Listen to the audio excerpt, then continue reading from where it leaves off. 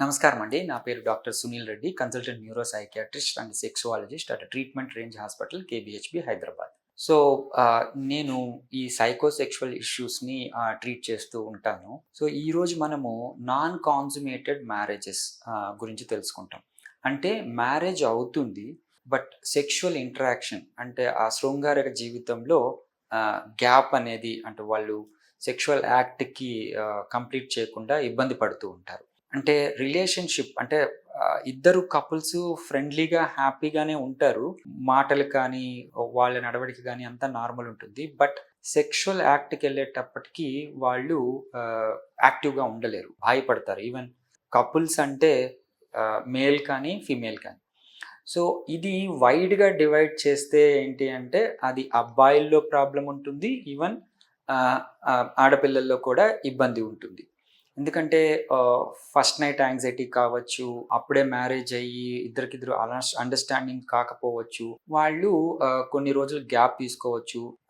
అంటే ఫ్యూచరిస్టిక్‌గా ఆలోచించి ఇప్పుడే వద్దు అనుకోవచ్చు. ఇవన్నీ పక్కన పెడితే రెగ్యులర్‌గా మనం ఫేస్ చేసేది ఏంటి అంటే పెర్ఫార్మన్స్ యాంగ్జైటీ. సో, ఈ నాన్ కాన్సుమేటెడ్ మ్యారేజెస్ గురించి రీసెర్చ్‌లో ఏమంటారు అంటే, ఇవి ఓవరాల్ 100 మ్యారేజెస్ జరిగితే 4-17% దాకా నాన్ కాన్సుమేటెడ్ మ్యారేజెస్ ఉంటున్నాయి. Even not only in India, even world వైడ్‌లో చూస్తే. అందుకే 4-17%.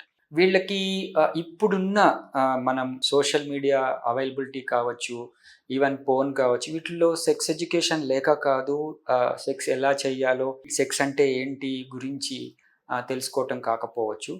బట్ ఇది డిఫరెంట్.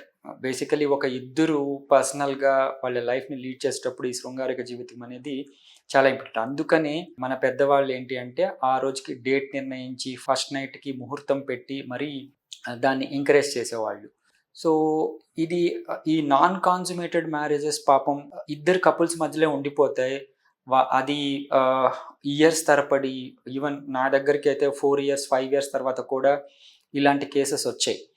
సో, ఫైనలీ ఈ నాన్ కాన్సుమేటెడ్ మ్యారేజెస్‌లో ప్రొడక్ట్ ఏంటి అంటే పిల్లలు పుట్టకుండా ఉంటారు. దాన్ని ఇద్దరు కపుల్స్ కవర్ చేస్తూ ఉంటారు. మాకిప్పుడే వద్దనుకున్నాం పిల్లలు. కైండ్ ఆఫ్ ఆన్సర్స్ ఇవ్వటం. పిల్లలు పెద్దవాళ్ళు ప్రెషర్ చేయటం.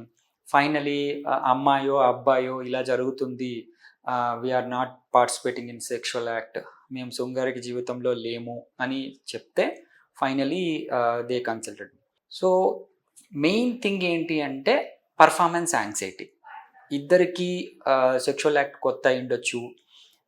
ఆర్ ముందు సెక్షువల్ యాక్ట్ ఉండి ఇప్పుడు అంగస్తంభన రాకపోవచ్చు అనేది మేల్ ఇష్యూస్ అయితే, అమ్మాయిల్లో కూడా వెజినిస్మస్ అంటే సెక్స్ అంటే భయం, అదంటేనే కండరాలు పట్టేయటం, ఏదో తెలియని ఆందోళన, ఈవెన్ చైల్డ్‌హుడ్ ఇష్యూస్ ఇవన్నీ కూడా నాన్ కాన్సుమేటెడ్ మ్యారేజెస్‌కి ముఖ్యమైన కారణాలు. సో, ఇందులో ఏంటి అంటే మనము విడివిడిగా మనం ఇంటర్వ్యూ చేయటం, పెద్ద మనుషులకి వాళ్ళ తరపున పెద్ద మనుషులకి చెప్పటం, చిన్నగా ఇవి క్లారిఫై చేయడం జరుగుతుంది. ముఖ్యంగా ఈ మేల్ డిస్‌ఫంక్షన్‌లో అంటే ఎరెక్టైల్ డిస్‌ఫంక్షన్‌లో ఏంటి అంటే అంగస్తంభన ప్రాబ్లమ్స్ వల్ల ఈ నాన్ కాన్సుమేటెడ్ కూడా మ్యారేజెస్ కూడా రన్ అవుతూ ఉంటాయి. సో, ఈ సెక్షువల్ డిస్‌ఫంక్షన్ నాన్ కాన్సుమేటెడ్ మ్యారేజెస్‌లో ఏంటి అంటే అబ్బాయిని ట్రీట్ చేయాల్సొస్తుంది. అబ్బాయిలో ఏంటి అంటే అంగస్తంభన ఫుల్ ఫ్లెడ్జ్డ్‌గా ఉండదు.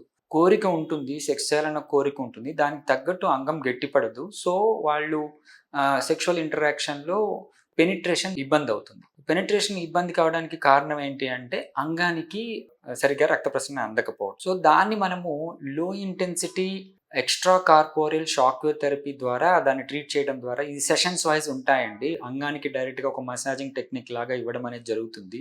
చాలామంది షాక్ వేవ్ థెరపీ అని భయపడుతున్నారు. ఈ షాక్ అంటే ఎలక్ట్రిక్ షాక్ కాదు.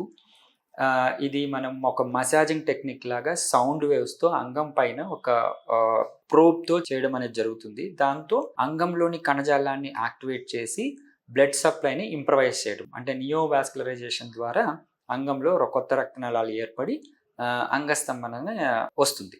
అంటే కోరికకి తగ్గట్టు అంగం గట్టిపడుతుంది. Then they can complete the sexual act. ఆ సైకిల్ అనేది కంప్లీట్ అవుతుంది. సో, వాళ్ళ సాంసారిక జీవితం ఈజీగా, హ్యాపీగా గడుస్తుంది. దీన్ని యూజ్ చేసుకోగలరు. Thank you.